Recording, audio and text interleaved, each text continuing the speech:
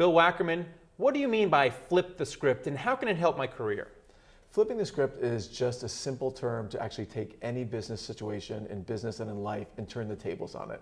And the way it can help your career is today, I think more of us than ever are facing either job layoffs, insecurity in our jobs, or having to redefine ourselves in the middle of our careers.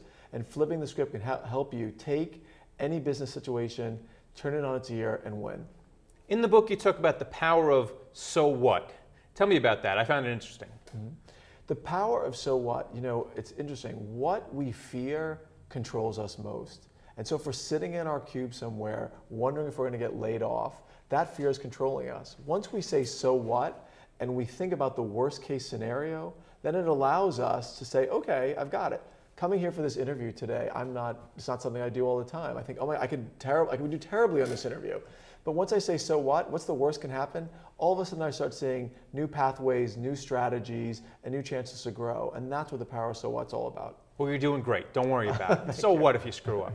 All right, you also talk about blame storming in the book. Yes. How do you avoid that? We're all guilty of blame storming. I sort of paraphrase that term because today where brainstorming has become blame storming because we're so afraid of saying something wrong or alienating the boss or making a misstep that those meetings wind up being more about placing blame elsewhere as opposed to taking responsibility. And flipping the script, one of the core principles of the book is understanding how to take responsibility. And once you have responsibility, now you've got control because you can start thinking today, what can I do to change things? Today, what's one small thing or one large thing I can do to move my career in the right direction?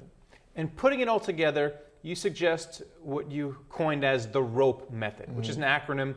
Lead us through the ROPE method. The ROPE method is an acronym that's just me. It stands for role modeling, openness to change, projecting confidence, and eluding humility. And I use the ROPE method because often in business we're given a rope, right? We can either climb high or we can use it to hang ourselves. And so the ROPE method allows you to use the rope to climb high. Openness to change or role modeling. For example, you start a new job. I don't know what the culture's like. Do I fit in? How do I move ahead? Sometimes just role modeling yourself against someone else who's successful in the organization allows you the time to sit back and take it all in and to not make a misstep that's going to affect your future. So role modeling is important in your job. Openness to change. Do you have the skills you need today to compete? Are you open to changing what skill set you may need to reflect how the market's changing? If you were hired 5 years ago, the skill set that they may be looking for promotion may be very, very different today than even 5 years ago. How open are you to really changing and finding those skills today while you're actively involved in your job?